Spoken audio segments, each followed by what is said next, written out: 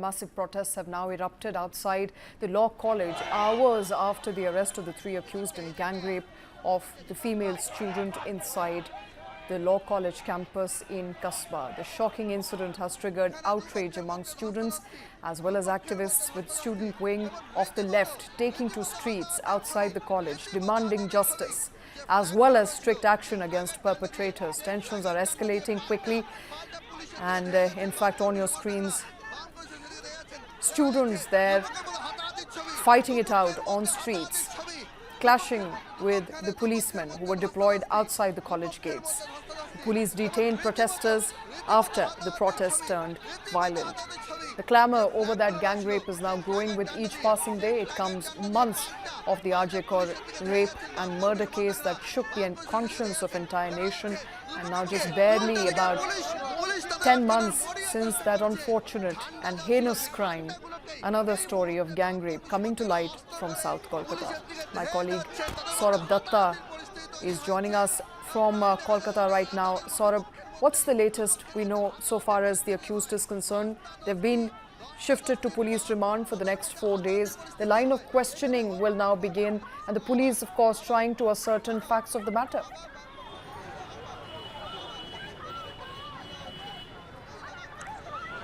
जी देखिए, अभी तक जो हालात हैं यहाँ पे, पुलिस की तरफ से पुलिस कहना चाहती है कि वो लोग स्ट्रिक्ट एक्शन लिए है।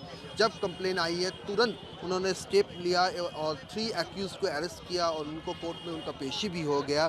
और एफआईआर जो हुआ है, जो सेक्शंस जो है, वो भी पुलिस का मानना है, पुलिस का कहना है कि सब आइन के मुताबिक हुआ है और दोषी को सख्त से सख्त सज़ा मिलेगी। लेकिन पुलिस ये कह रही है, सुन नहीं रही है ऑपोजिशन, क्योंकि वो कह रही है कि ये 1 साल में दूसरी घटना है जहां पे कॉलेज कैंपस में एक छात्री के साथ उसके साथ रेप जैसी घटना घटी है। पहले आरजी कौर मेडिकल कॉलेज, वहाँ पे रेप एंड मर्डर, वो डॉक्टर्स पीजीटी स्टूडेंट्स जिसको लेके बंगाल में मूवमेंट चला, सारा देश में मूवमेंट चला।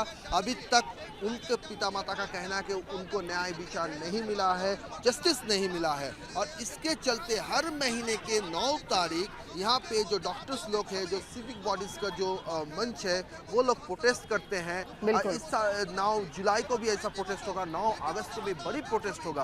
और इसी में ये घटना घटी जो आग में घी डालने की बराबर है। जो ऑपोजिशंस के अंदर जो डिमांड के जो मुद्दे थे, वो असेंबली इलेक्शन से पहले कहीं जाके ऑपोजिशंस को ऑक्सीजन दिया है। और इसी का नतीजा आज दोपहर से कस्बा थाना के सामने हमको दिखने को मिला है। एआईडीएसओ जो एसयूसीआई का विंग है, कांग्रेस, बीजेपी, लेफ्ट के जो एसएफआई डीएफआई जो स्टूडेंट्स जो बॉडीज़ है, जो यूथ बॉडीज़ है, उनके साथ बड़ी तरह से प्रोटेस्ट हुआ। और हर प्रोटेस्ट में ये उन्होंने दर्ज किया कि वो पुलिस प्रशासन के साथ मुठभेड़ में जाने के लिए भी तैयार है, क्योंकि वो कह रहे हैं कि 1 साल तक उनको आरजी कौर का भी जस्टिस नहीं मिला। कालीगंज में एक बच्ची की मौत हो जाती है, इलेक्शन रैली में विक्ट्री का जो रैली निकलती है उसमें बमबाजी होता है और उसमें एक बच्ची की मौत हो जाती है। और उसके बाद ये घटना, वो कह रही है ना डॉक्टर सुरक्षित है, ना लॉयर स्टूडेंट सुरक्षित है, ना आम नागरिक सुरक्षित है, ना शिक्षक जो है वो सुरक्षित है। सब कहीं पे ना कहीं पे इस सिस्टम की शिकार बनी हुई है।